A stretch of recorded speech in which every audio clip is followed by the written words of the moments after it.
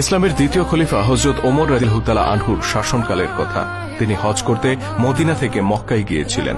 ওই হজে যোগ দিয়েছিলেন একজন ধনাঢ্য আরব, যার নাম ছিল জাবালা ইবনে আইহাম। লোকটি প্রচুর অর্থবিত্তের মালিক ছিলেন, আর তার অধীনে বহু দাস দাসীও ছিল। ব্যক্তিগতভাবে তিনি ছিলেন অহংকারী প্রকৃতির মানুষ। গরিব ও দাস শ্রেণীর মানুষদের প্রতি খুব নিচু মানসিকতা পোষণ করতেন জাবালা। আরব সহ সারা মধ্যপ্রাচ্যে যখন ইসলামের জয় জয়কার, তখন তিনিও ইসলাম গ্রহণ করে নেন। তবে তিনি ইসলামের সুমহান আদর্শ দ্বারা উজ্জীবিত হয়ে নয়, বরং রাজনৈতিক সুযোগ সুবিধা পাওয়ার আশায় ইসলাম গ্রহণ করেছিলেন।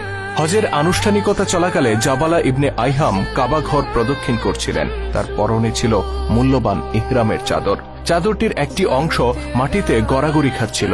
হঠাৎ চাদরের এক কোণে একজন দরিদ্র আরব বেদুইনের পা পড়ে যায়, আর চাদরটিতে টান লেগে তা জাবালার কাঁধ থেকে নিচে পড়ে যায়। আমরা আগেই বলেছি, জাবালা ইসলামের আদর্শ দ্বারা অনুপ্রাণিত ছিলেন না। তিনি নিজের মূল্যবান চাদরে একজন দরিদ্র বেদুইনের পা পড়ায় ক্রোধে অগ্নিশর্মা হয়ে ওঠেন। লোকটিকে কোনো কথা বলার সুযোগ না দিয়ে তিনি তার গালে সজোরে থাপ্পড় বসিয়ে দেন, আর খুব বাজেভাবে তাকে অপমান করেন। হজের ময়দানে প্রকাশ্যে এত এত মানুষের সামনে এই অপমানের লজ্জা নিয়ে লোকটি তখন খলিফার কাছে ছুটে যান বিচার পাওয়ার আশায়। আমিরুল মুমিনিন ওমর রাদিয়াল্লাহু তাআলা আনহু যখন বিস্তারিত শুনলেন, তিনি জাবালা ইবনে আইহামকে ডেকে পাঠালেন। অতঃপর জানতে চাইলেন অভিযোগ সত্য কিনা। জাবালা অকপটে ঘটনার সত্যতা স্বীকার করে নেন। তিনি বলেন, এই বাজিটা আমার চাদর পদদলিত করে আমাকে আল্লাহর ঘরের সামনে প্রায় উলঙ্গ করে দিয়েছিল। খলিফা বললেন, তিনি তো এই কাজ ইচ্ছে করে করেননি, তিনি অসতর্কভাবে তোমার চাদরে পা দিয়েছিলেন। জাবালার কণ্ঠে তখন ফুটে ওঠে জাহিলি যুগের অহংকার। তিনি বলেন, তাতে কি?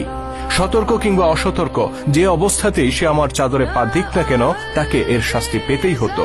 কাবা চত্বরে রক্তপাত নিষিদ্ধ, যে কারণে আমি নিজের ক্রোধকে সংবরণ করেছি। নয়তো আমি তাকে থাপ্পড় দিয়ে ছেড়ে দিতাম না, বরং হত্যাই করে ফেলতাম।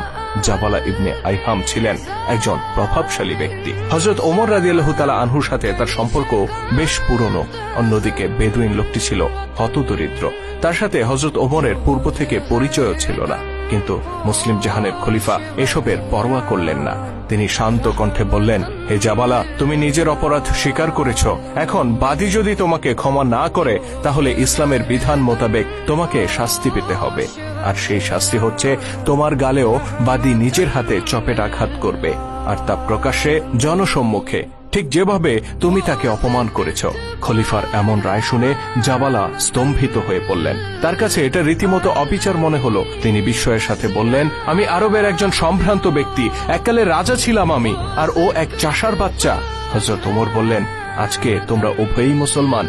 জাবালা উদ্ধত কণ্ঠে বললেন, যে ধর্ম রাজা প্রজায় পার্থক্য করতে জানে না, সম্ভ্রান্ত আর সাধারণ মানুষকে এক পাল্লায় মাপে, আমি সেই ধর্মের অনুসরণ করব না। ওই চাষা যদি আমাকে থাপ্পড় দেয়, তবে আমি ইসলাম ত্যাগ করব। হযরত ওমর রাদিয়াল্লাহু তাআলা আনহু এবার অত্যন্ত কঠোরভাবে তার জবাব দিলেন। তিনি বললেন, তোমার মতো হাজারো জাবালা যদি ইসলাম ত্যাগ করে চলে যায়, তবু আমি ওমর ইসলামের একটি ক্ষুদ্রতম বিধানকেও লঙ্ঘন করব না। অতঃপর খলিফার নির্দেশে বাদী ব্যক্তিটি প্রকাশ্যে শত শত মানুষের সামনে জাবালার গালে থাপ্পড় বসিয়ে দেন। জাবালা ক্রোধে চোখ লাল করে বাদীর দিকে একবার তাকালো, তারপর রাগে গড় গড় করতে করতে কাবা চত্বর ছেড়ে চলে গেল। অহংকারী জাবালা সত্যি ইসলাম ধর্ম ত্যাগ করেছিলেন। মূলত ইসলামের সাম্যের বাণী আর ভ্রাতৃত্ববোধ তার কাছে মূল্যহীন ছিল।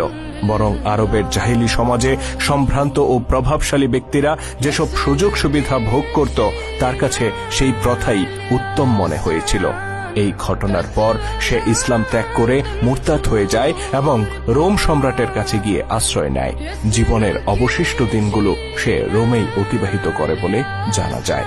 সতী দর্শক, আজকে সারা পৃথিবীতে যখন দরিদ্রের উপর ধনীর বঞ্চনা, শাসিতের উপর শাসকের নিপীড়ন, দুর্বলের উপর সবলের অত্যাচার, তখন খুব মনে পড়ে যায় ইসলামের সেই সুমহান শাসনের কথা। আল্লাহ তাআলা আমাদেরকে সেই মহান আদর্শ দ্বারা উজ্জীবিত হয়ে ন্যায় ও সত্যের পক্ষে পুনরায় ঐক্যবদ্ধ হওয়ার তৌফিক দান করুন। আমিন।